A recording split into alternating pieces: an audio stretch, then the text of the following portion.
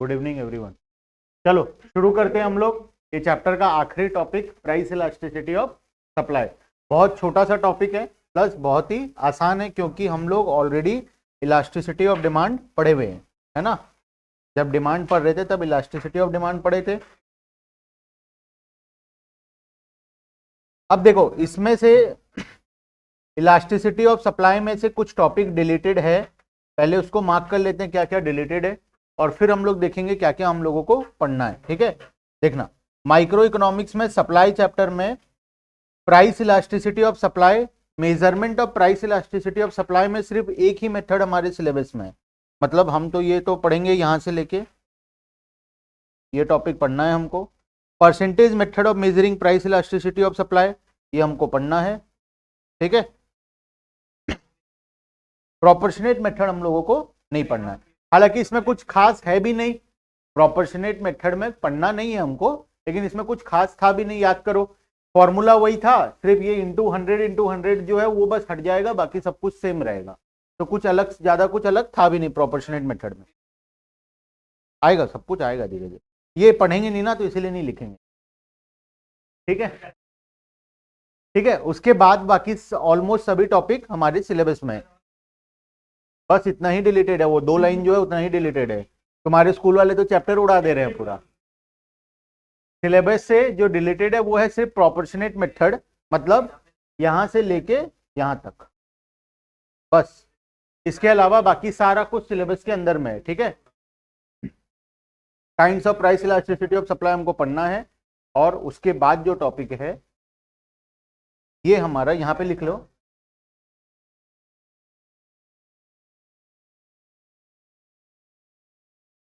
ऐसा नहीं कि कोविड के लिए हट गया, ये परमानेंटली ही नहीं है सिलेबस।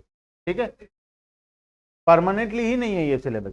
ठीक है, क्योंकि कुछ बच्चे ऐसे भी हैं जो कुछ एक्स्ट्रा पढ़ना चाहते हैं, तुम तो सिलेबस वाला ही नहीं पढ़ना चाहते हो। ठीक है, यहां लिखो नॉट इन सिलेबस, ये कोविड के लिए नहीं हटा है, ये परमानेंटली ही सिलेबस में नहीं है। ठीक है, यहां से बस लास्ट तक, यहां से लेके यहां तक।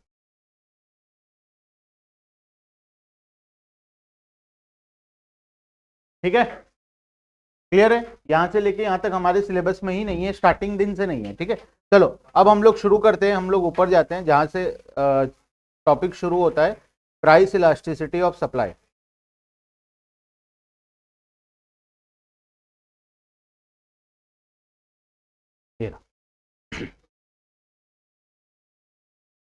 शुरू करें प्राइस इलास्टिसिटी ऑफ सप्लाई। अच्छा, सबसे पहले मुझे मतलब बताओ इलास्टिसिटी ऑफ सप्लाई का। इलास्टिसिटी का मतलब समझो, इलास्टिसिटी, इलास्टिसिटी का मतलब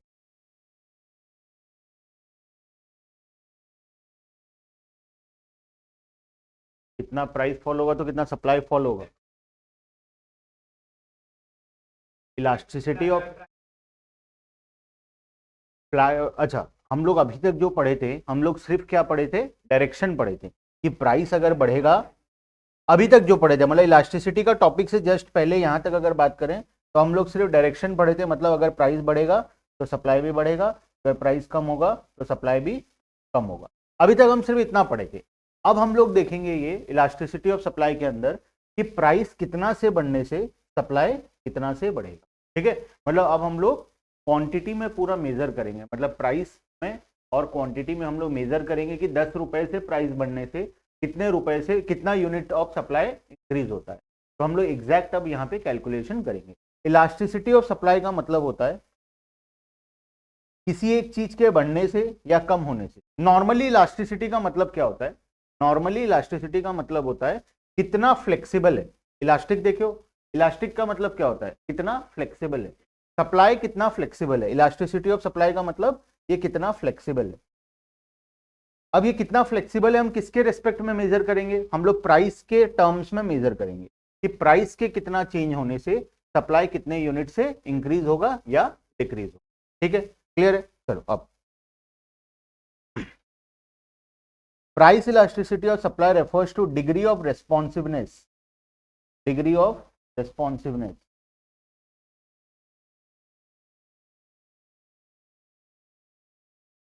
सप्लाई से प्राइस जा सकते हैं हम लोग, जैसे डिमांड से हम लोग प्राइस में भी जा सकते हैं। हम लोग वन साइडेड रिलेशन पढ़ते हैं, price to demand, price to supply, ये हमारे सिलेबस में है। ऐसा नहीं कि हम वहां से वहां क्यों नहीं जाते, ऐसा नहीं, वो हमारे सिलेबस में नहीं है। सिलेबस में होता तो हम सप्लाई टू डिमांड भी जाते, हम सप्लाई टू प्राइस भी जाते, या डिमांड टू प्राइस भी जाते। ठीक है, वो सिलेबस में यहाँ पे नहीं है, लेकिन वो सिलेबस में कब आएगा, जब सीए फाउंडेशन का इकोनॉमिक्स तब आएगा।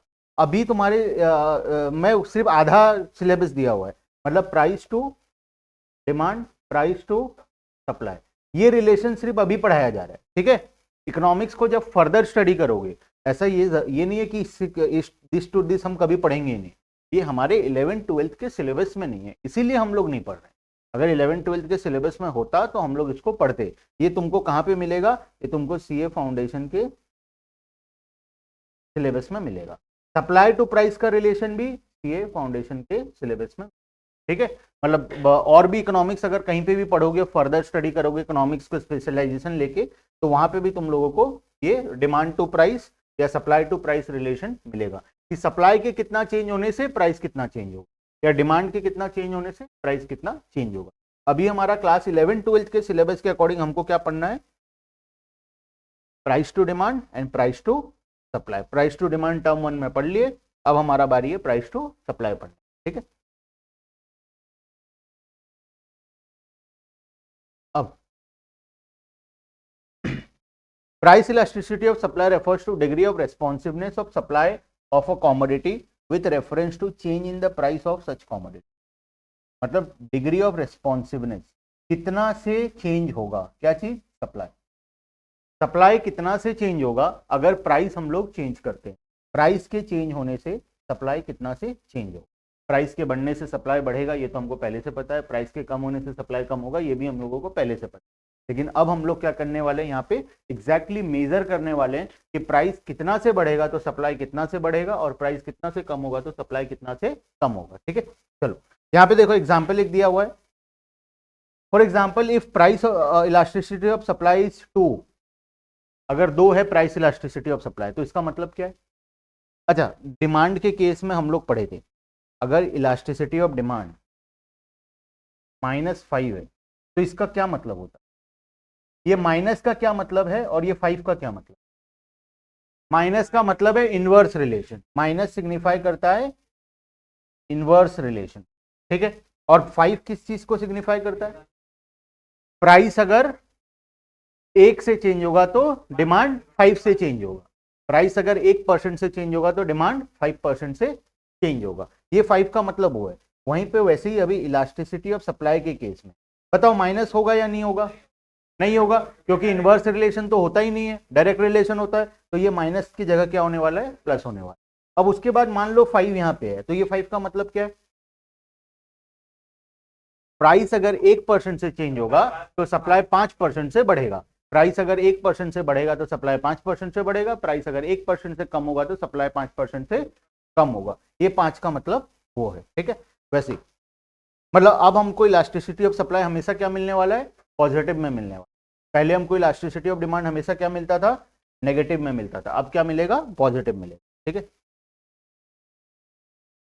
अब for example if price elasticity of supply 2, अब ये 2 का मतलब बताओ क्या है, 2 का मतलब,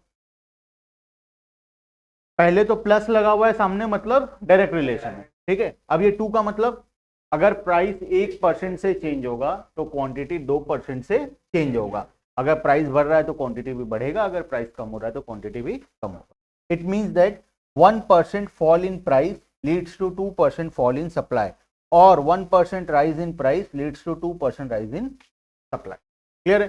चलो अब आता है मेजरमेंट का मेथड, जो हम पहले एग्जैक्टली सेम मेथड पढ़े हुए हैं, है ना।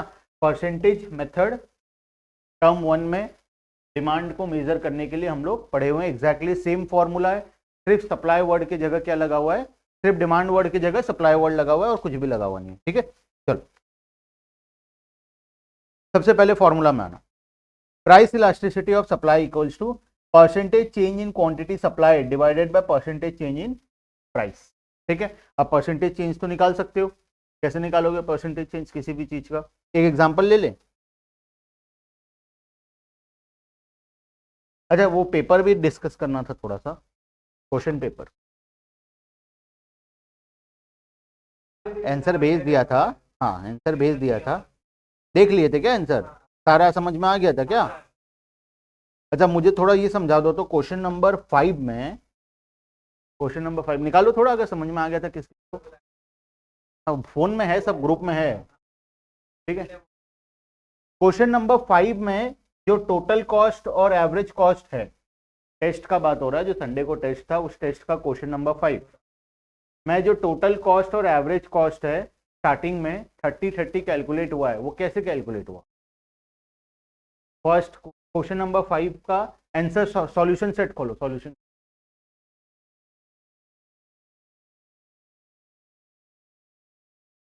सॉल्यूशन सेट खोलो, हुआ। हाँ वो 30-30 कैसे निकला, हाँ वही कैसे निकाले, हाँ,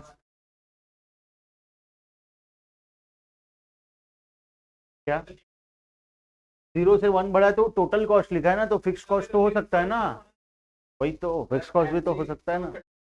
मार्जिनल कॉस्ट 30 दिया है, ठीक है वो 30 दिया हुआ है तुमको, तो टोटल कॉस्ट 30 होगा गारंटी है, टोटल कॉस्ट 30 होगा गारंटी है, वेरिएबल कॉस्ट 30 होगा, टोटल कॉस्ट 0 यूनिट पे भी तो होगा ना।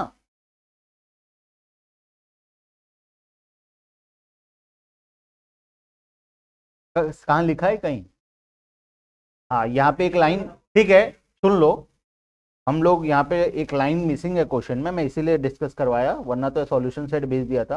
यहाँ टोटल कॉस्ट है, एवरेज कॉस्ट है, मार्जिनल कॉस्ट है, 1 2 3 4, ये दिया हुआ है 30 और ये दिया हुआ है हमको 100, ठीक है।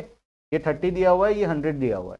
अब बाकी चीज कैलकुलेट, यहाँ के आगे कोई प्रॉब्लम नहीं है, क्वेश्चन 3 के आगे कोई भी प्रॉब्लम नहीं है, 1 और 2 में खाली हमको कैलकुलेशन देखना है कि कैसे होगा, ठीक है।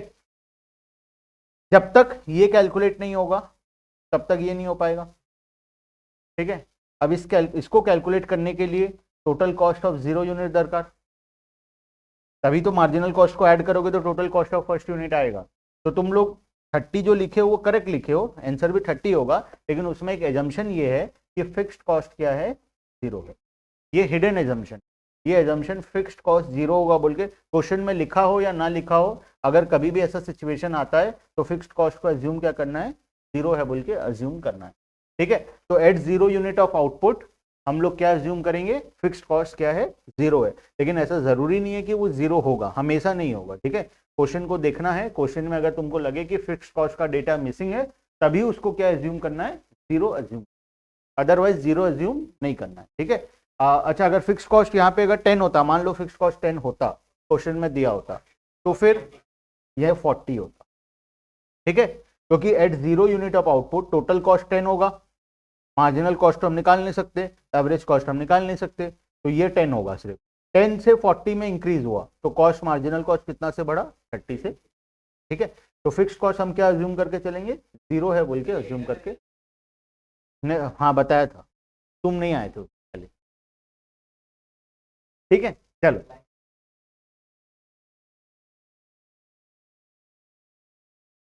तो अगर कोई पहला वाले को 1 में जो 30-30 आंसर है और सेकंड में जो लास्ट वाला 70 आंसर है, ये 3 को गलत लिख के बाकी सब अगर राइट किया है तो उसको मार्क्स मिलेगा, अदरवाइज नहीं मिलेगा। अगर ये 3 का गलत है तो खाली ये 3 का एक्स्ट्रा मार्क्स नहीं मिलेगा, अगर बाकी सब सही नहीं है तो, अगर सब सही है सिर्फ ये 3 गलत है तो ही मार्क्स मिलेगा, अदरवाइज मार्क्स नहीं मिलेगा, ठीक है। हाँ ठीक है चलो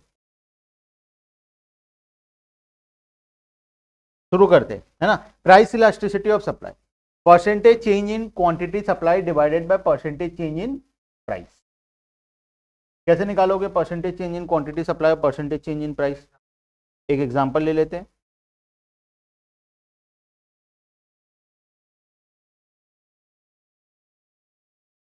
प्राइस मान लो 100 रुपए से बढ़ के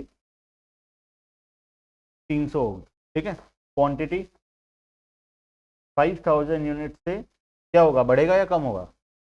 बढ़ेगा, बढ़ के कितना हो गया 8000 unit. Calculate price elasticity of demand supply, elasticity of supply, calculate elasticity of supply. करो फटाफट, आना चाहिए। तो percentage change in quantity demand divided by percentage change in supply. Quantities, percentage change निकालने का तरीका new quantity minus original quantity divided by original quantity. मतलब 8000 minus 5000 divided by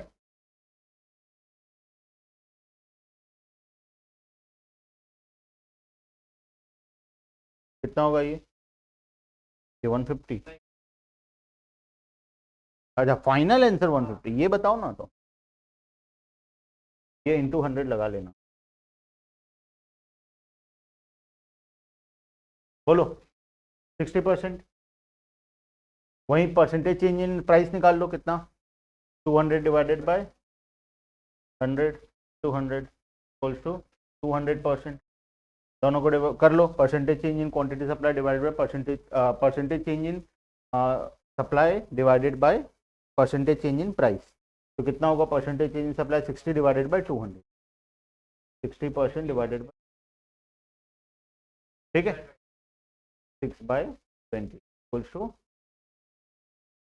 0.3 भी लिख सकते हो, 3/10 भी लिख सकते हो, जो लिखना है वो लिख सकते हो। कैलकुलेशन हो जाएगा, ठीक है। चलो ठीक है।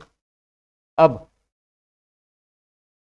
Price elasticity of supply, percentage change in quantity supply divided by percentage change in price. अब यहाँ पे स्टेप बताया है कि percentage change in quantity supply कैसे निकालेंगे, परसेंटेज चेंज इन प्राइस कैसे निकालेंगे, फिर दोनों को कैसे डिवाइड करेंगे और कैसे फाइनल आंसर, ठीक है। चलो ये कर लेना है, ठीक है। क्वेश्चन मैं दे दूंगा बहुत सारा, आराम से प्रैक्टिस करना।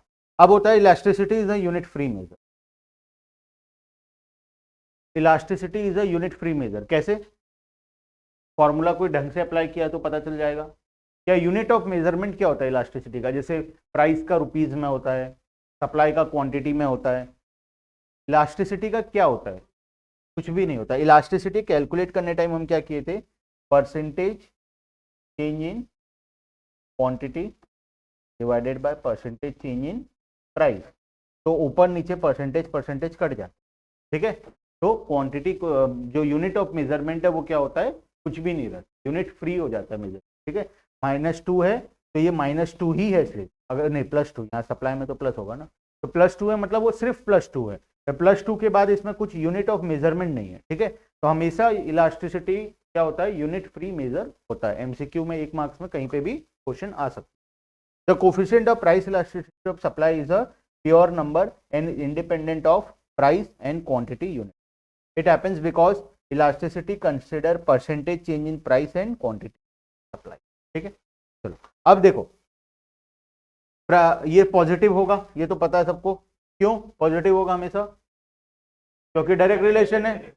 वहां पे क्या था, डिमांड के केस में इनडायरेक्ट रिलेशन था, तो इसीलिए वो नेगेटिव आता था। यहाँ पे क्या है, डायरेक्ट रिलेशन है, इसीलिए क्या आएगा, हमेशा पॉजिटिव आएगा, ठीक है। अब kinds of price elasticity of demand, यहाँ पे भी एग्जैक्टली वही 5 केसेस है जो सप्लाई के केस में था। Perfectly elastic supply, elastic supply, unit elastic, in elastic और परफेक्टली इन इलास्टिक। 5 केस है। सबसे पहला केस है परफेक्टली इलास्टिक सप्लाई।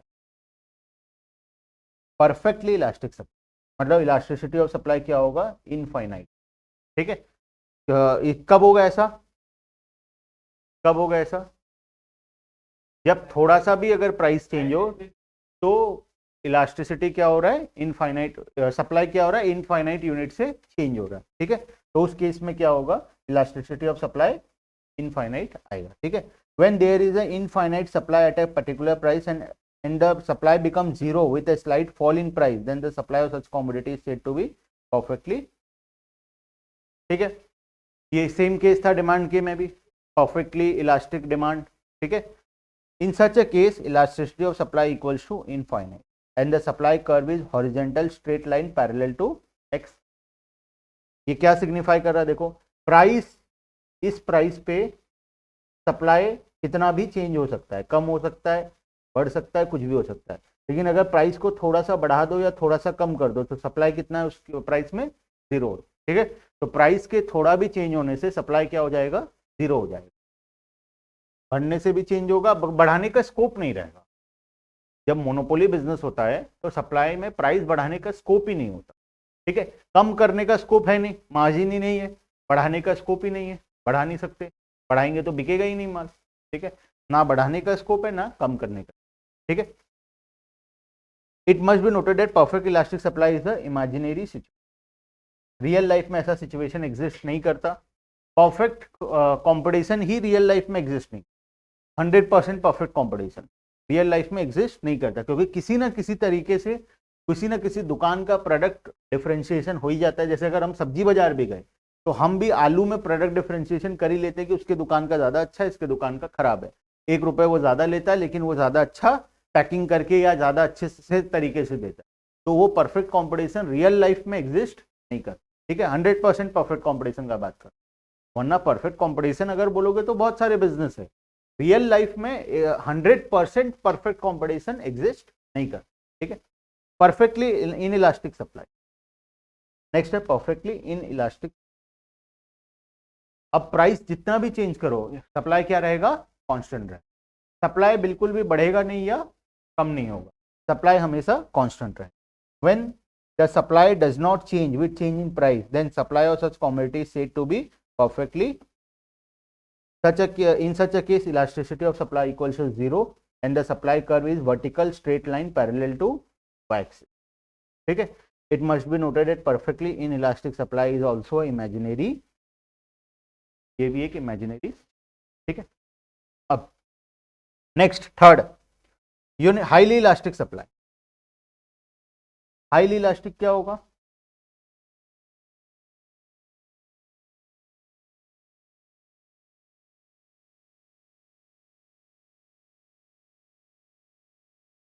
ग्राफ थोड़ा सा गलत है, ग्राफ ये यूनिट वाला बना दिया है, ग्राफ गलत है थोड़ा सा, ठीक है। ग्राफ यूनिट इलास्टिक वाला बनाया गया है, इसको थोड़ा सा हम लोग अभी चेंज करें, ठीक है। चलो पहले पढ़ लेते हैं highly elastic supply. When percentage change in quantity supply is more than percentage change in price, then supply of such commodity is said to be highly।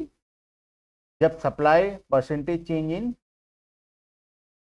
Supply, हाँ वही करेंगे, परसेंटेज चेंज सप्लाई का ज्यादा होगा किससे, परसेंटेज चेंज इन प्राइस से।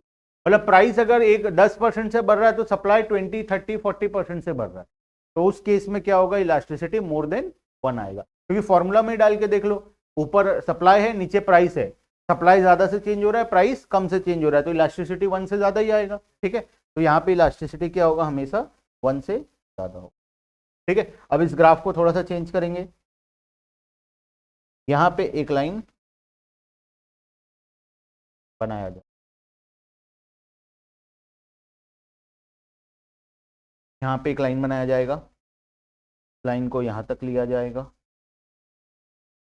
और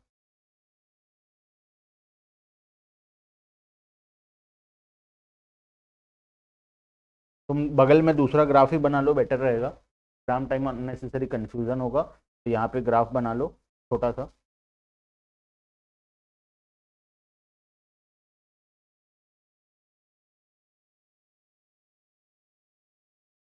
price थोड़ा सा बढ़ा, सप्लाई बहुत ज़्यादा बढ़ा, ओ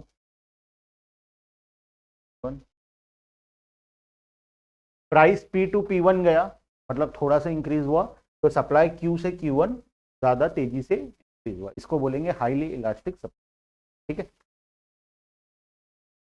इन such a case elasticity of supply will be more than 1 and the supply curve has intercept on y axis at, ठीक है।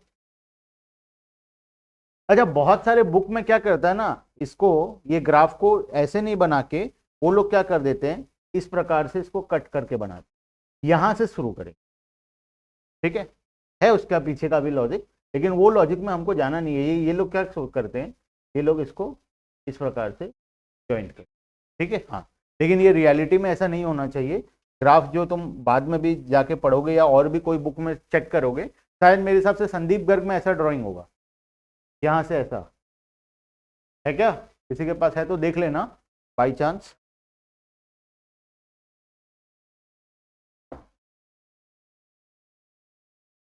उसमें ऐसा ग्राफ होना चाहिए संदीप गर्ग में, मुझे जो याद आ रहा है, मैं बहुत पहले देखा था, अभी का तो मुझे याद नहीं क्या है।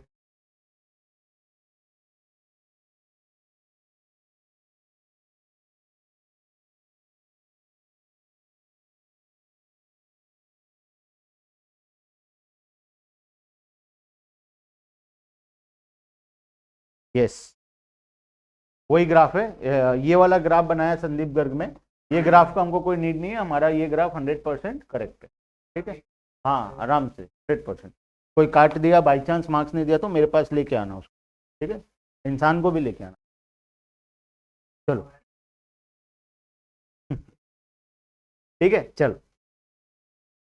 अब highly elastic supply, when percentage change in quantity supply is more than percentage change in price, then supply of such commodity is said to be highly elastic. In such a case, elasticity of supply will be more than 1 and the supply curve has an intercept on the y axis, ठीक है। supply curve has an intercept on the y axis मत लिखिए, ठीक है, यहां तक लिखो, ठीक है। चलो next, less elastic supply, less elastic supply, when percentage change in quantity supply is less than percentage change in price, the supply of such commodity is said to be less। जब percentage change in quantity supply कम होगा और price ज्यादा होगा, मतलब price तेजी से change होगा, सप्लाई बहुत कम से चेंज होगा, तो इलास्टिसिटी क्या होगा, 1 से कम आएगा, ठीक है। Then elasticity will be less than, ठीक है। अब इस केस में डायग्राम कैसा होगा, तुम ये डायग्राम भी बना सकते हो, ठीक है, या फिर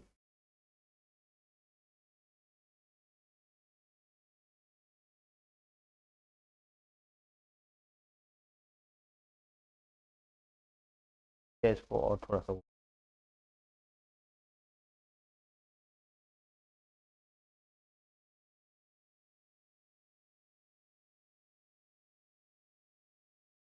प्राइस तेजी से चेंज हो रहा है, सप्लाई थोड़ा सा, ठीक है, प्राइस ज्यादा से चेंज हुआ, सप्लाई कम से, क्लियर। किसमें एग्जाम्पल, बहुत सारे एग्जाम्पल्स हो सकते हैं, जैसे कि एक एक एग्जाम्पल डिस्कस करते हैं।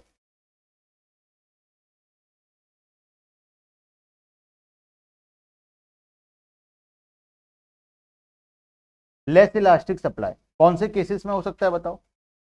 लेस इलास्टिक सप्लाई मतलब प्राइस बहुत ज्यादा से चेंज होगा लेकिन डिमांड थोड़ा सा चेंज होगा, नेसेसरी गुड्स, ठीक है, या ऐसा गुड्स जिसका डिमांड लिमिटेड है, जिसका डिमांड लिमिटेड है, सप्लाई है ये, ठीक है, ये डिमांड कस्टमर के ऊपर डिपेंड नहीं करता, ये सेलर के ऊपर डिपेंड करता। तो जिस प्रोडक्ट का डिमांड लिमिटेड है उस केस में प्राइस बढ़ने से भी क्या सप्लायर बहुत ज्यादा प्रोडक्शन करने लग जाएगा, ऑब्वियसली नहीं करेगा।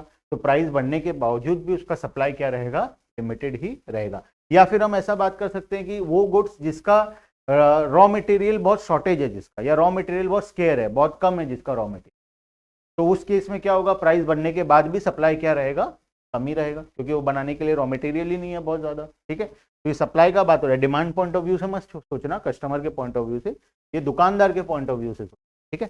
चलो next, unit elastic supply.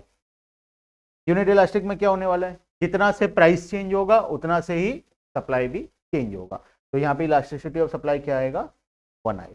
When percentage change in supply is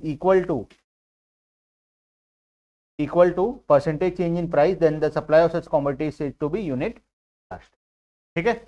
जब प्राइस, सप्लाई और प्राइस दोनों इक्वल अमाउंट से चेंज हो, इक्वल परसेंटेज से चेंज हो, तब उसको हम लोग बोलते हैं यूनिट इलास्टिक सप्लाई, क्लियर है।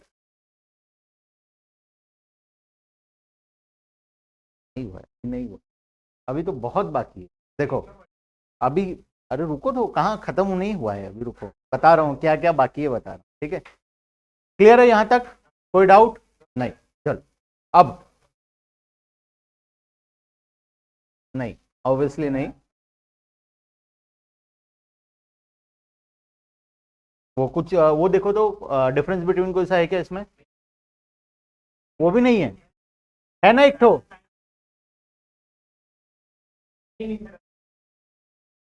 क्या क्या है डिफरेंस बिटवीन? ये रहा, movement along the supply curve and shift in supply curve. तुम्हारे लिखने से क्या होगा, बाकी लोग नहीं लिखे हैं। चलो, मूवमेंट अलोंग द, और भी है क्या? और भी है? और नहीं, movement along the supply curve and shift in supply curve. चलो शुरू करते हैं। सबसे पहला मीनिंग कौन बताएगा movement along the supply curve का? सेम ग्राफ में होता है, मतलब हम लोग एक ही सप्लाई कर्व में या तो अपवर्ड या तो डाउनवर्ड मूव कर, ठीक है। लिखना इसमें, when the quantity supplied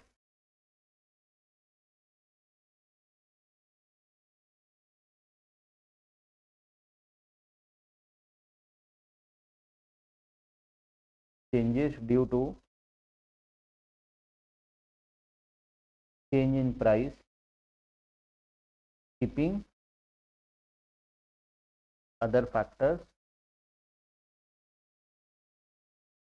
constant, it leads to movement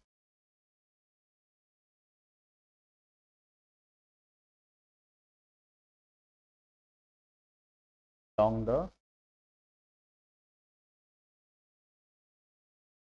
supply curve, it leads to movement along the supply curve, ठीक है।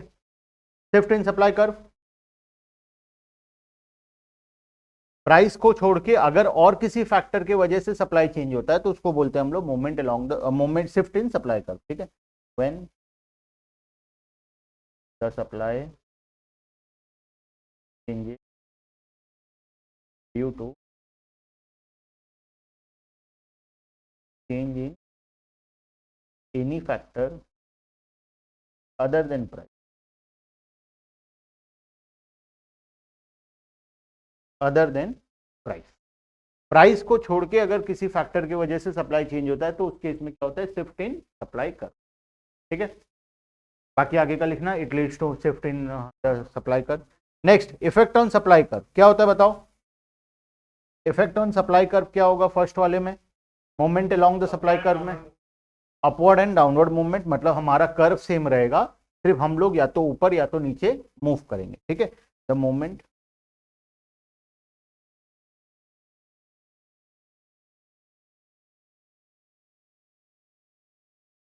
is along the same supply,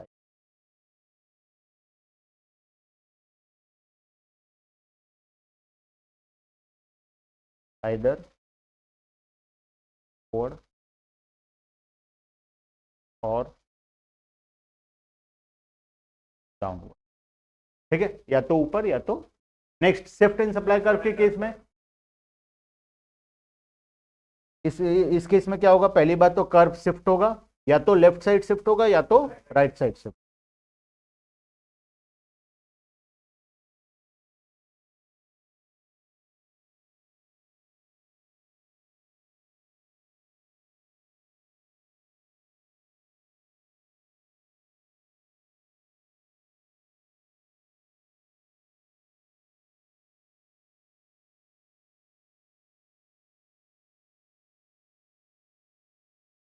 the shift in supply curve either rightward और leftward, या तो right side या तो, ठीक है, नीचे।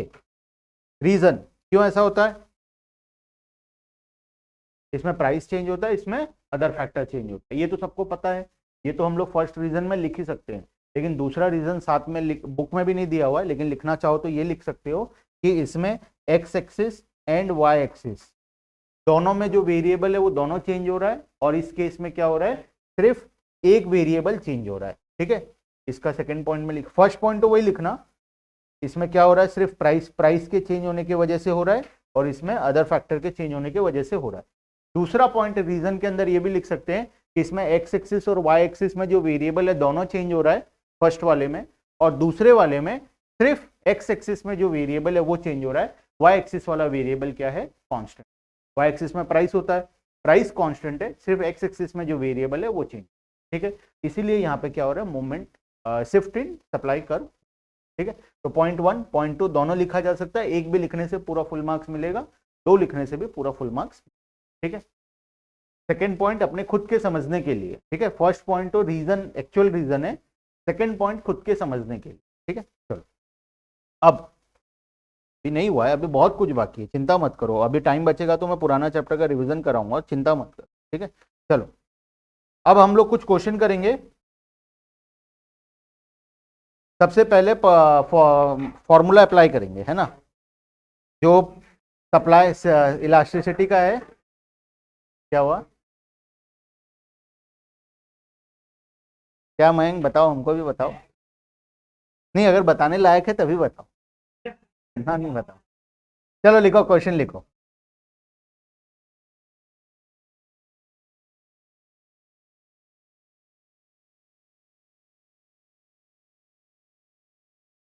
Solve practice.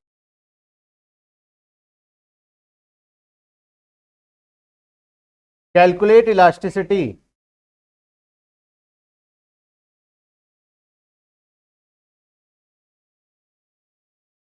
Original quantity 400, original price 60, new quantity equals to 300, new price equals to 58। करो फटाफट, बताओ चेंज, बताओ। नहीं आने से क्या हुआ, नहीं आने से क्या हुआ, बताओ बताओ फटाफट, कैलकुलेट। यार कौन कौन है, अनमोल, अनुभव, आयुषी, निका, चेतन, दृष्टि, कौशल, सतिका, माहिर, न्याय, परविंदर, पूजा, प्रेम, काव्य, साथी, सौम्य, मानवी, तनिषा, तन्वी, तिश।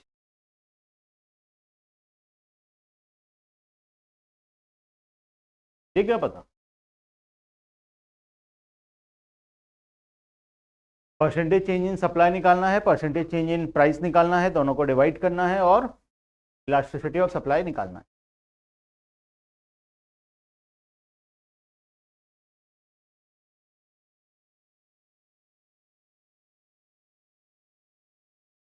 निकालो पहले। अच्छा, परसेंटेज चेंज इन क्वांटिटी कितना आया,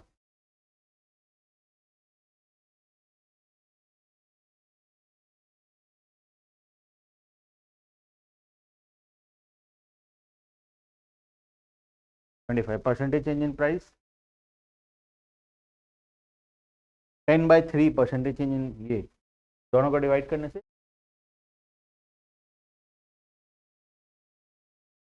तो इलास्टिसिटी ऑफ सप्लाई।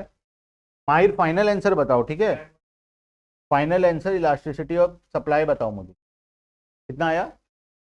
पहला आंसर आ रहा है 7.5, केबीसी खेलेंगे। सेकंड बताओ, किसी का और कुछ आया तो।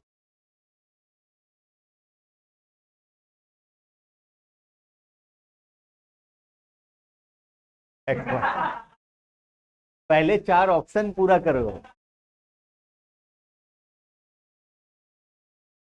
पहले चार ऑप्शन बताओ एक एक करके, फिर एक्सपर्ट का भी लेंगे, 50-50 भी लेंगे, और ऑडियंस पोल भी करवाएंगे। ठीक है, flip the question, question change किया जाए।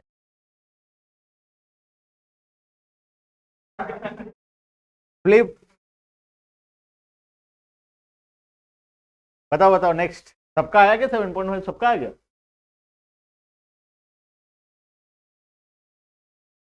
इधर ऑनलाइन में। अरे सबका आंसर आने तो दो।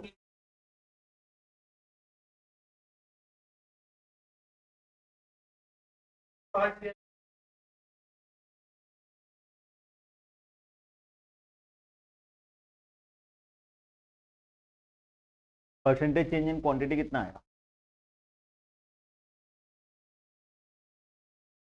प्राइस 10/3, दोनों को डिवाइड करना 5/6।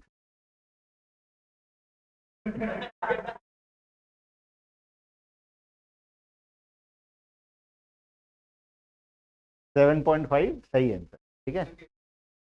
तो आंसर ये क्या आया सर? इधर भी जो लिखे 7.5 लिखे, तुम भी सब 7.5 बोल रहे हो, तो ऑप्शन ही 4 नहीं हुआ ना। सब राइट निकालेंगे तो ऑप्शन कहाँ से आएगा?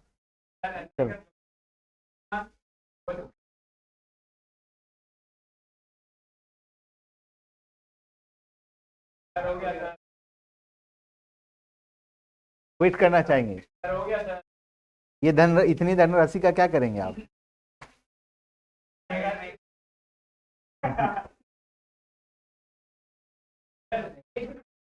हाँ छोड़ रहा हूँ, हो गया हो गया, चलो ठीक है।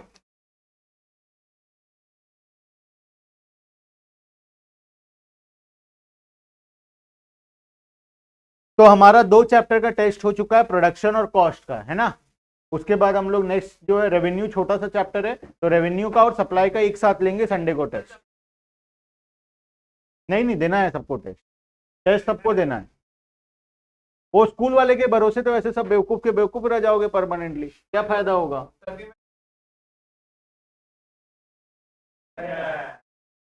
हाँ माहिर, ठीक है। तो संडे को मोस्टली हम लोग अगर इकोनॉमी, अगर उधर अकाउंट्स या बीएसटी में से कोई 2 सब्जेक्ट का टेस्ट नहीं हुआ, हाँ तो एक इकोनॉमिक्स का होगा साथ में, ठीक है। तो रेवेन्यू और सप्लाई, अरे बहुत छोटा, रेवेन्यू से क्वेश्चन ही नहीं बनेगा। वीडियो आ गया होगा, आज आ जाएगा, बोल दे रहा हूँ, ठीक है।